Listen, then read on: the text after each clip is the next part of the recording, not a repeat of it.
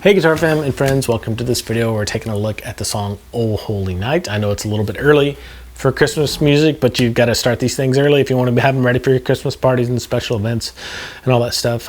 Chelsea and I are playing a few Christmas gigs in December, so I figured why not just bust another Christmas tune out to teach you guys. And this one is really cool because it's kind of double dipping. There are two versions in one. There's a fingerstyle version of this and a strumming version of this. It's going to be in the key of C major, so pick whichever one you want.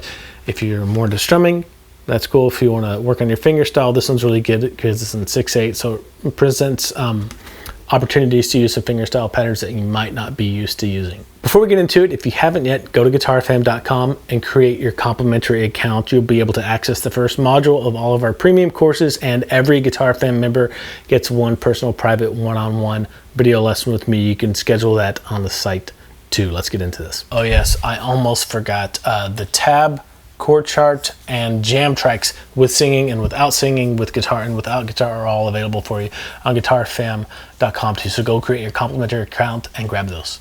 All right, I'm going to teach this song as if it is in the key of C major. We're going to use C major shapes, but we're capo 2, so we're really in the key of D. C was the easiest key to play it in for you guys, and but D was the easiest key for Chelsea to sing it in. So capo for the win. So we're let's just go through the chords real quick. We use almost every diatonic chord in the key of C except for the 7 for the diminished chord. So I'll just walk you through them in the order in which they appear. C, C major, F major, and you can use just this little partial or the full bar chord, whichever one you like. G major, any version will work. E minor. Now B7 is in there, and that it does not fit the key signature, so that's the only one you have to really watch out for as far as not fitting the key. Next is a G7,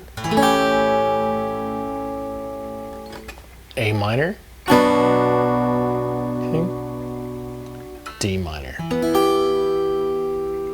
and that covers the chords. So make sure you know those if you need to spend time and get any one of those particular ones down. Now's the time to do that. Anyway, this is 90 beats per minute. It's in 6/8 time, so you get this 1, 2, 3, 4, 5, 6, 4, 5, 6. Oh, holy night, right?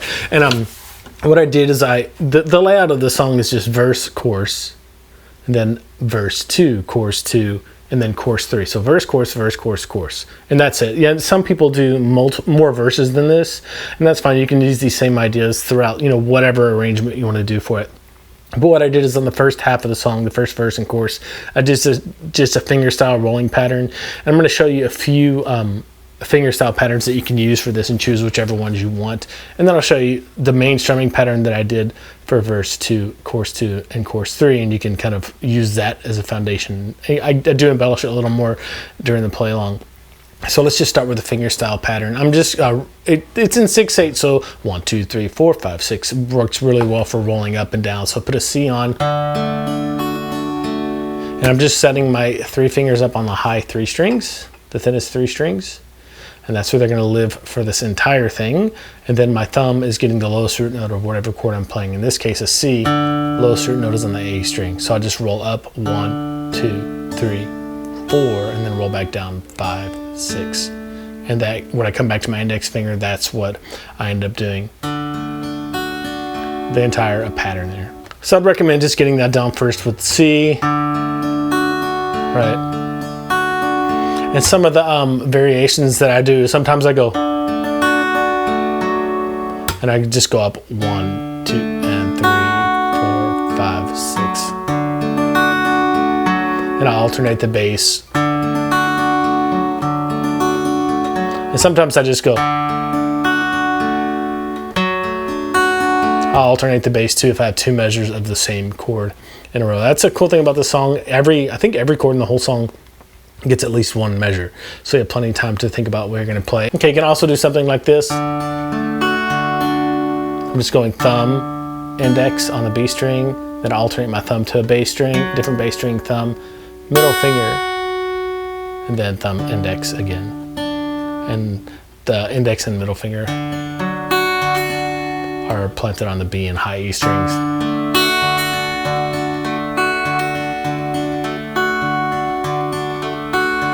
So that gives it a little more folky sound if you want, but those are all things that I'm doing. And then another thing I do is I just double time around some parts. Same rolling up and down.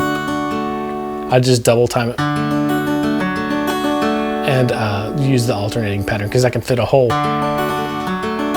double time with an alternating bass in one measure. So that might be something you want to do as well. Another little fingerstyle pattern that I thought was cool that I didn't use in the playthrough, but it is nice to be able to do this every once in a while if you want to, is just any finger on the high E string and then your thumb is alternating with it up and down. So 1 and 2 and 3 and 4 and 5 and 6 and that gives it kind of I think an appropriate feel for this song that's very different than this. With that note on top, it kind of fills it in. Here's something you might hear on piano, you know. Okay, for the strumming pattern here, I'm just playing 1, 2, 3, 4, 5, 6 and. So 1, 2, 3, 4, 5, 6 and. So you have 5 eighth notes followed by 2 16th notes. 1, 2, 3, 4, 5, 6 and.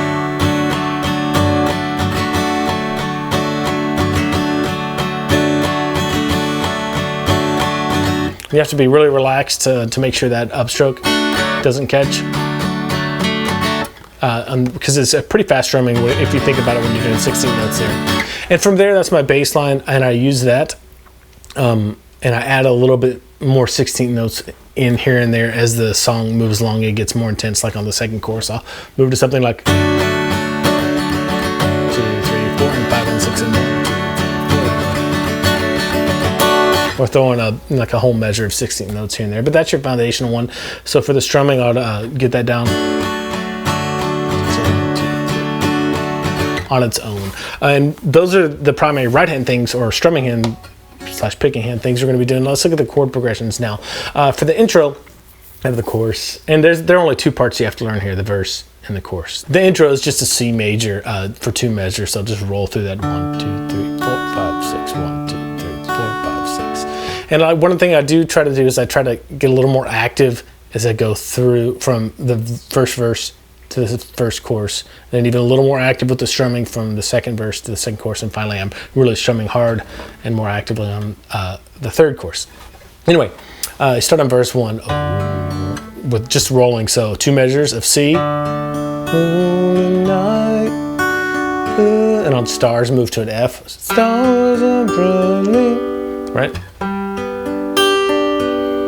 Just for 1 measure, then back to C for 3 measures.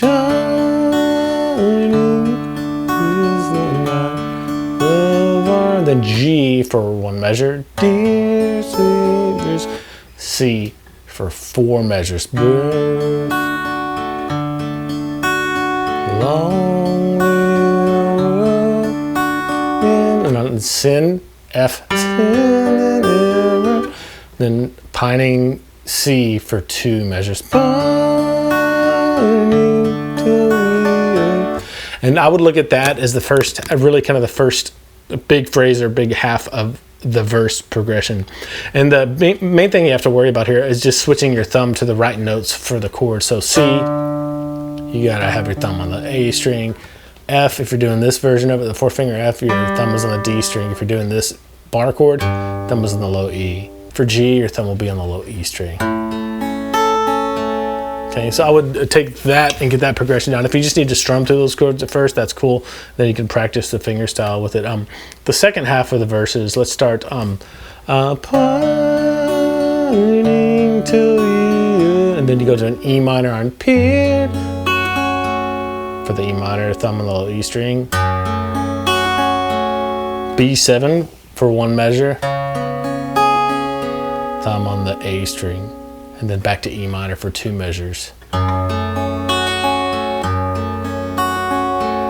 Okay, the next measure, G on thrill of. Then I put a G7 in here. You don't have to put that in there. You can just stay on a G if you want. Hope. Then next measure, 2 measures of C. Weary world rejoices for. Then yonder, G and G7. So 1 measure of each. Wonder breaks, C for 2 measures to finish the verse. Doing is more. Okay, so that's the entire progression for the verse. If you need to, go ahead and just skip to the play along at the end of this video to hear the whole thing in context, and just break it up by chunks, even breaking the verse up into, you know, the first phrase and then the second phrase that starts on that E minor is really good too. Let's get into the progression for the chorus, and this is where I kind of start getting a little more active with my fingerstyle pattern and start alternating the bass a little bit. So roll up, 1, 2, 3, 4, 5, and then my thumb on 6 will hit the next string over the D string. So, and then the next measure is just a normal A minor, or you can just keep it the same: 1, 2, 3, 4, 5, 6, 1, 2, 4, 5, 6, and then E minor for 2 measures, same thing. Okay, D minor for 2 measures. If you want to alternate your bass here, you have to go down to the A string. So A minor, 1, 2, 3, 4, 5, 6. And now here, sometimes when I did the playthrough, you could either stay on 2 measures of A minor here. What I ended up doing was 1, 2, 3, 4, 5, 6, 1, 2, 3, and then I did a walk up to a G over B. You don't have to do that. You can even just play normal G. Just play your thumb on the A string and then go to a C. So that 2 measures of A minor, you can just do your normal pattern twice. You can do the walk up A minor for 1 measure, 1, 2, 3, and 4, 5, 6, G over B, and then C. G, C for 1 measure, and then F. I kind of like to reserve the F bar chord for the chorus because it gives a little more umph. And then C, 1 measure, G, 1 measure, C for 2 more measures. And this gets into the last phrase of the chorus, G for 2 measures, and then sometimes I put a G7 in here, or you can just stay on the G. C, 1 measure, F, 1 measure, C, 1, G, 1, C, C. And you may have variations on this if you're playing this for, you know, some kind of event or church, or even just for your, you know, playing with friends or whatever for during Christmas time. But this will give you a good kind of structure for playing through the song. So again, this one for the chorus, I would take it and split it in half, maybe do the first 12 bars and then the second 12 bars to get that down. Really the toughest thing for the song, in my opinion, is if you can make sure you can change through the chords, make sure they're smooth. And once you can do that, put some individual practice time to make sure your thumb is hitting the right bass notes for each chord.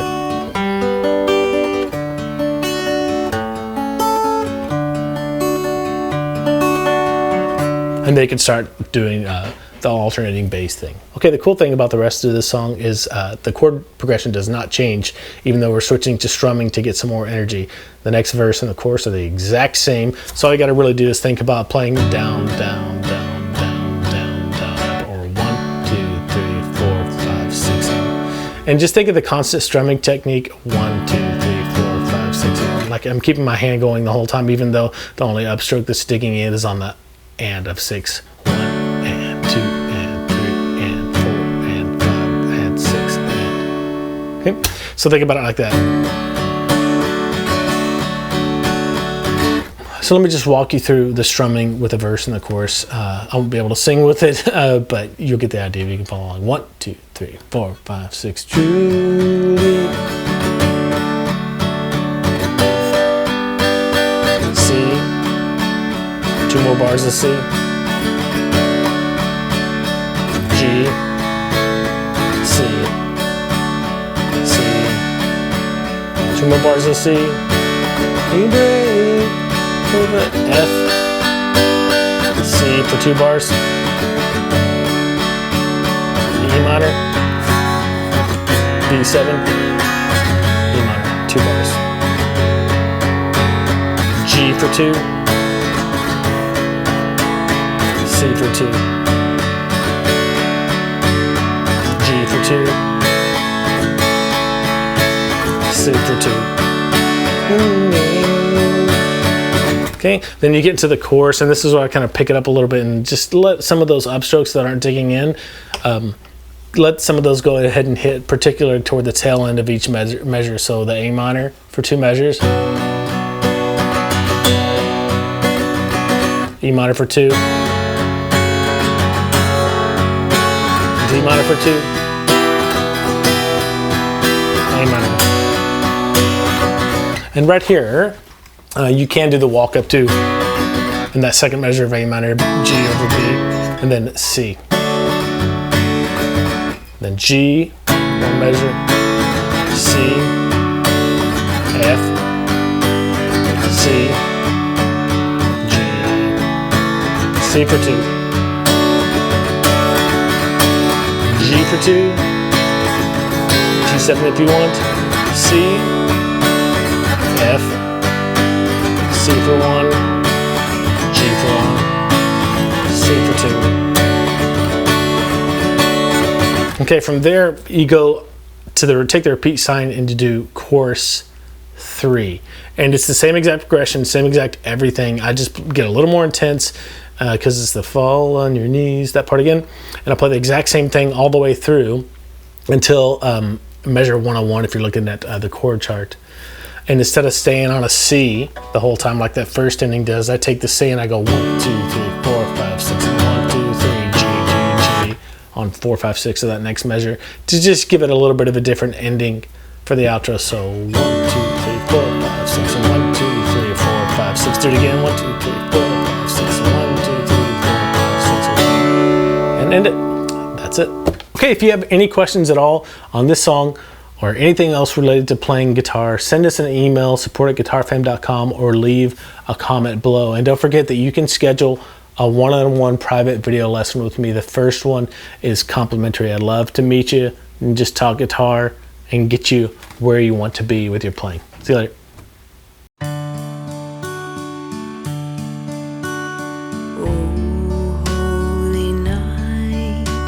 Stars are brightly shining.